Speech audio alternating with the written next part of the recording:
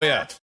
If you were planning on casually heading out and catching a movie this weekend, sorry, not gonna happen. This here is a full contact cinematic event weekend. This is one of the biggest in history. This could blow the movie theater's numbers apart. Or it could fail massively like most of them have recently. This is Avatar Fire and Ash weekend. It gets no bigger. 3,800 U.S. theaters, 430 IMAX 3D screens. The 1,050 premium large format screens, 80% of those are 3D. They're going 4D motion theaters, 120 ScreenX locations for Avatar. And they're expecting, get this, 40 to $380 million this weekend. It's a lot of cheese. Pretty much if your local theater this weekend doesn't have IMAX, Dolby, 4D, vibrating chairs, are they even trying? You probably need to head on out. I'm betting popcorn goes up 300%. And I don't know how it could go up much. I mean, popcorn futures are up. I'm telling you, this weekend's going to be crazy at the theater. If you hadn't bought a ticket yet, you should probably just plan on going to see it next weekend. I'm actually pretty pumped about this. It's the third in the installment of the Avatar James Cameron series. And so if you're not familiar with the plot, let me explain it to you. The plot of Avatar. Who the hell knows? There's a plot? When did this happen? I can't figure out for the life of me what they're doing. Best thing I can figure is you got soldiers and they ended up going into another world, and then they got into a fight and they got to ride these really cool creatures, and everybody over there was blue, and then they come in and then somehow they find the blue one's hot. I don't understand that. And next thing you know, they fall in love, so we got to add a little love to it, and then they got to shoot some arrows. And the last one we had to go underwater a lot, and that was really cool. And then this one looks like we're going to have, well, fire and maybe ash based on the title. I mean, it's funny how a name will stick with you like that. So I expect the same thing that I remember out of the last two. Nothing except a cinematic explosion of colors. The 3D that they put, whatever it is, sometimes I remember the first one, I'm watching it, and stuff's moving on the screen, and I'm like, trying to get it off my face. Like, that's some legit 3D. And I think they had to hold, or it might be a myth, but I think they had to hold the movie back to get some of that technology to catch up with what he was trying to do when he created it. So it is some fantasticness. And now we're in the third installment of it. So I really cannot wait to see what happens here. The first time they fell in love, so if it goes the way of Star Wars, then it should be this Return of the Jedi one. So I'm not sure, but I'm pretty pumped about it. Here's the thing. Legit business, if you have never been to one of these, I don't know that it really matters. I don't know that it matters if you have. Now, there's going to be the purists that go, oh, yeah, you got to have seen the other two. I'm kind of on the fence, but again, I don't remember nothing from the first two. So I'm guessing it ain't going to make much difference. But it is pure cinema at its finest. This is not one of those movies you wait to get to the house. You're like, but I got a real nice big screen. You don't have this kind of big screen. This is incredible technology, and they put everything into it. It's one of the few movies I would say, go do the 4D, go do the 38D, whatever they got, a 380D box. That's what I was trying to think. And the 120 ScreenX. Do whatever you can to check this movie out, because this, much like those the Top Gun movies and the MI1 through 35, all of those, these are cinematic events. Reproducing it at home, not going to happen. Not to the level they intended it when they made the project. So if you get a chance, this might be a fun one to watch. Now, it might not be the right weekend to go watch, because this is not the only movie out. There are several other really good movies they expect to really produce this weekend, and we know a rising tide raises all ships. And we're getting into that time where we're going to start looking at some holiday travel, and you put that in the mix, and then you're stuck at grandma's house, and there's only so many times you can tell the same story to each individual cousin, and then you're like, you know what? I need about 4 hours of shut up time. Speaking of time, this movie, again, over 3 hours. That's a lot of time in a theater. I was talking about that earlier. It's a long time to hold my bladder. I'm eating a lot of popcorn. That's the other thing. If you're going out this weekend, wear a helmet. Popcorn's going to be going every which direction. People are going to be everywhere. And if you don't like crowded theaters, you should probably stay home this weekend. That's a lot. So basically, if this weekend doesn't get you back to the theaters, nothing short of a Marvel Jesus special is going to do it, I guess. A whole universe, maybe. I don't know. Because this is about as big as it gets. Right in time for Christmas. Pump. What a great weekend. So my girl says to me, A, should I get his tickets? And then in the very next breath, she turns to me and she says, you know what? I've got a couple days off here. You know what I should do? We should just hop in your car and we can go to the beach. I said, that's not a bad idea. We could bounce over to Cali and hang out. She was like, no. Why don't we just go through Mexico? We'll get that special insurance and we'll just take your car right on through Mexico. Not my car. Not my car. If I got to go somewhere and then I got to get special insurance on top of my current insurance to go there, hell no. No, I don't have the kind of money it's going to cost to fix whatever they're about to break. And finally, somebody is behind me. The U.S. Embassy in Mexico has issued a security alert. If you're going to do some traveling here in the winter and Mexico is on your stops, your risk of violent crime is through the roof right this very minute. Officials are saying that crime can happen anywhere in Mexico. Is that a news flash? Did anyone not know that? If you travel to Mexico, did you think you were safe? 'Cause you ain't. Don't kid yourself. But if you do the right time stuff, you could mitigate your risk. I get all that. That's what they're saying. They go on to say you probably shouldn't be out at night. Yeah, that makes all the sense in the world. So now they go on to say, and this is where things got a little wonky for me, as my girl was all like, hey, you know what we could do? We could hop in your car and drive through Mexico to go get to the beach. No. Travelers are warned about illegal checkpoints set up by criminal groups to extort money and target rivals. Listen. I understand that you want some sand and some sunshine. I want Wi-Fi and 0 illegal checkpoints. Maybe we could find a compromise somewhere in the middle. I don't need this kind of stress driving along. I shouldn't be entering this third world country. And then they're all like, to help things go, if you do find yourself in an illegal checkpoint, you should stay calm and cooperate. Don't act aggressive. Attempting to flee, also a bad idea. Well, there's 6 or 7 Mexican fellas with guns around me. Of course I'm not going to attempt to flee. I try to, keep my chances of dying when I'm on vacation on the down low. I got enough stress about dying where I live. I sure don't want to travel with it. U.S. Embassy, y'all need to stop. It's the wrong time of year for all that. Then they say don't bring any drugs into Mexico. Well, hell no, they don't want you to bring any drugs into Mexico. The cartels don't want that kind of competition. It ain't right. They're talking about lengthy jail sentences and whatnot. Why are they going to put me in jail for drugs when they don't even put their own citizens in jail for drugs? I don't understand y'all's rationale. I don't understand none of you people. They're also saying that if you have your passport, you should secure all that, all your entry documents, and if you get in trouble, call the consulate. I'm all for romance, but not the kind that ends with a phone call to the consulate.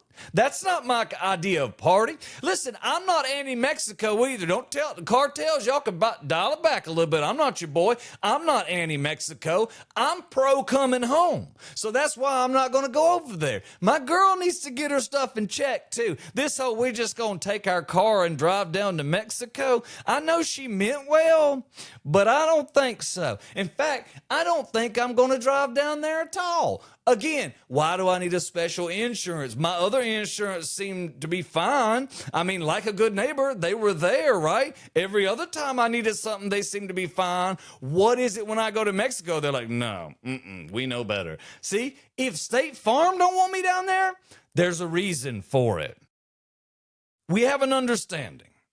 Now we're getting along better, me and her, because now we're talking about doing something that makes more sense, staying inside the contiguous United States of America, whereby we don't typically run across illegal stops where they're just wanting money. That's not true. I had to go to the gas station the other day. So I guess I'm just lying. But the bottom line is safety first. I ain't going over there. Pro coming home. Nice weekend, try to enjoy myself. And she's all like, no, we should go somewhere. Girl, this time of year, this is Christmas time. Don't you know no better?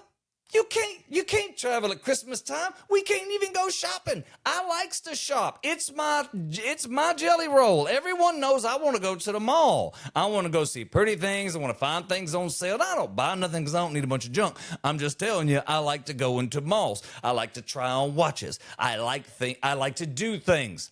You can't do that this time of year. We're a week and a half or so before Christmas. You can't just up and say, you know what we're going to do? We're going to go on a trip, and during the day or, late in the evening when we have nothing else to do, we're going to bounce over to the mall and go shopping. You can't do that because it's an act of Congress. You got to park. That takes 10 to 12 months. Then you got to get inside, and when you get inside, well, hell, it wasn't an original idea coming to the mall this time of year. Other people were all like, you know what? We should buy gifts on account of, Lord and Savior and all that goes with it. And other people jumped on, and now everybody else trying to get gifts too. So now you're in a mall with 38,000 of your closest friends, and y'all are trying to figure out where you're going to shop. Well, the first thing you're going to do is pee, because everybody's got to pee when they get in the mall. So now we got a line at the bathroom, and there's a line at Starbucks. So you know what that means? Future lines at the bathroom. All I'm telling you is the mall is busy this time of year. Now what am I going to do if we go to the beach? I'm sorry, I don't have a wetsuit, honey. So I'm just going to put on my Birdwell beach britches and bounce my big fat butt into the Pacific Ocean this time of year? No, I'm not going out there. Mess around and mess me up? No, I'm not going out there. Things don't work right for months after you go in water that cold. Now, if I had a wetsuit, well, that'd be a different conversation. I could put that on and pee in it like everybody else and bounce myself on out there and then surf a little while and come right back in. But you know what else happens out there? Sharks. This time of year, they're probably hungry. And that's the thing about the Pacific Ocean. They know that we get all fattened up at Thanksgiving, and nothing's better to sharks than turkey. You may not know that, but I do, because I speak shark. So I don't want to be out here in the middle of the ocean knowing they're hungry and I'm chumming the water. No, I already look messed up. I don't have hair. They don't see me as human to start with, just like women. They look at me and they go, what is that? Is that a thumb? What? I guess it needs a eating. I don't need to be out here tempting fate. I'm not going to do it. Plus, I'm cold and I'm in a wetsuit full of pee. These are all things that are not charming, honey. So maybe the beach is not the right time of year for us. Now we can't shop. Now we can't go to the beach. What are we going to do? It's also cold, so I don't want to get out of the car out west either. We're going to have to reevaluate. Maybe we should go to San Diego, sit in line at the In-N-Out, get ourselves a nice double-double. Maybe that's a good idea. That does sound fun. I'd do that. But, oh, yeah, I got an In-N-Out less than 2 miles from my house, so I don't need to go all the way to California for that. So what am I going to do? It's that time of year. I don't know. I'm thinking that vacationing is not really the right thing to do this time of year, especially with the cold weather and the criminality in Mexico. See, thanks to Mexico now, I don't even get to enjoy my vacation time. I'm going to blame that all on Mexico. Yeah. Other things I saw. Here we are on the weekend, getting ready for the weekend. I don't want to get into nothing heavy today, but I did see some stuff about the new Consumer Reports 2026 least reliable cars. Now, I don't know if you're looking at a car or even if you're not. I totally get that. I like to stay on top of what's going on with cars because if you can spot trends in manufacturing, then what you could do is start looking at reliability, and you put those two together and you land somewhere around Chrysler as, you know, the bottom of the suck pond, and we go up from there. Least reliable, the Chrysler Pacifica. But one of the things I've noticed about this particular list this year, it's electric, boogie, woogie, woogie, woogie. There's a lot of electricity involved in here, and none of it's working out well. Chrysler Pacifica Hybrid. You ever been in one of those? They really took technology and they did some good stuff. They moved the GPS stuff over to the dash where typically you would just have your digits. That's brilliant. Now I'm not looking this way or this way to check out my GPS. It's right in front of me. That's smart. Good ideas. Bad reliability, especially with their hybrid. Then you get to that Prologue Honda thing. A lot of people are looking, that's a cool looking ride. It's a Chevrolet Honda marriage. Yeah, it wasn't going to work out, y'all. Honda is a cesspool of brokenness. Chevrolet has always been GM, and that's a mess. You put both of them together, and what did you get? Well, you didn't get a reliable product. You got a pretty product that you can't guarantee will start. So maybe the Honda Prologue's not for you. Even if you want to plug it in, well, you plug it in, you just leave it at the dealership. They can plug it in over there and fix it when it's broke. Then you get to the Kia EV6 and EV9. Again, it's electric. Start messing with that stuff there. Now your reliability goes to crap in a handbasket. That's no good. The CX-90 Mazda, that thing is sort of an anomaly to me. Mazda has a pretty good track record on some things, and this is just an absolute outlier. And I realized that the CX-70 is also a disaster, and I also realized that the CX-50 is beginning to chase that too. So what I'm noticing is consistent flaws in the slaw as we move down from automobile to automobile. That's what I was talking about. So now when you are looking at an automobile, your son or your daughter or a friend of theirs goes, hey, I've been looking at a new Mazda. What do you think? Well, I think the reliability is suspect. You should check that out. It's good if you can have that conversation because remember, when you start purchasing cars, especially young people don't think about it like that, but the second most expensive thing you're going to purchase next to your house is going to be your automobile. So making good decisions there. If you make bad decisions, what happens? Well, you get stuck upside down in a hunk of junk that you can't get out of, and who hasn't been there, right? I went to the lot, I bought something, I was like, woo, I got home, and then I realized, what a pile of crap. Then I'm stuck like the Porsche Macan. That's like the number one. They get it home, and they're like, this thing's awful. 60% of people wouldn't rebuy them. It's ugly at whatever they don't like about them, they don't like it fast. And early, that relationship needs to be severed in their opinion. So when you get them home, it's too late because you've already committed to something you shouldn't be in. That's a bad relationship. Then I saw the Genesis GV60. Well, notice Kia and Hyundai are the same peeps.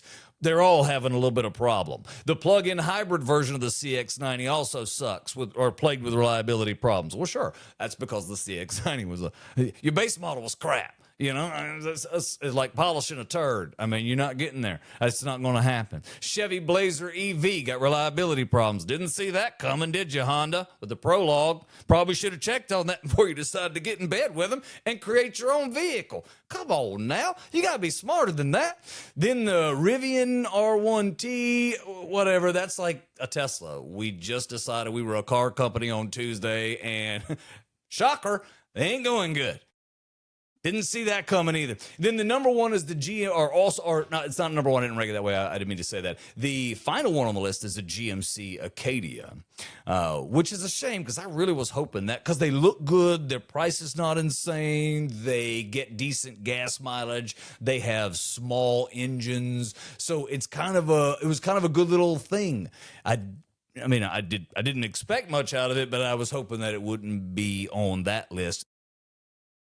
Final thing, you looking for a Christmas stocking stuffer? I'll tell you the story on these things. I'm terrible with this camera. Look at that. Mike and Ike Jolly Joes.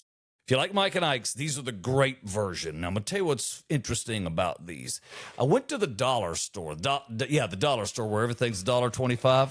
You could just change the name to $1.25 store, but no, you're just going to lie to me on the name of the building, which is something we should probably talk about because now we're getting to the point where very few things are $1.25. That's just kind of the base price. That's our initial conversation. We're going to open at $1.25. It's like being at the club trying to play a little poker and you got to have jacks or better to get in. That's kind of where we're at there. That's something we need to discuss. If you're going to put dollar on the outside and nothing in there's $1, well, then you're lying. Now, I remember when we changed all that and y'all were like, well, we had to. Well, then change the signs or just put another cover where it says dollar. We can make it like a crossword. And we at the end where it says dollar, you can do LIAR. So liar. See, then we know what you've done. And that's okay as long as we feel good about it. That's all that matters, right? These things here, though, let me tell you what, they change stuff for you. If you like Mike and Ike's, these, I go in and I buy them by the box. And I don't mean these box, I mean the entire case of them. And you could get them there. I think they're $1.25 or something. Who knows this week? But these are make really good stocking stuffers. And I thought, well, I'm probably the only one, but they always seem to be in low stock. So I always grab them by the case. And the lady at the checkout said, hey, those are the best. I got a friend coming over to buy some. Are there any left back there? And I said, nope, I got the whole case. And she was like, that's awful. Like, we're out of them. We're always out of them. You're always out of them because everybody's buying them. Looking for a stocking stuffer? It's pretty good. Hashtag not an ad. I don't care. But these Mike and Ike Jolly Joes over at the dollar, that's not a dollar store. That's a pretty good deal. If you want to check out the podcast, we're on Spotify. We're also on iHeartRadio. You can find us on Facebook at Bud Ford Comedy, YouTube, and on Instagram. Thanks for spending time with us today.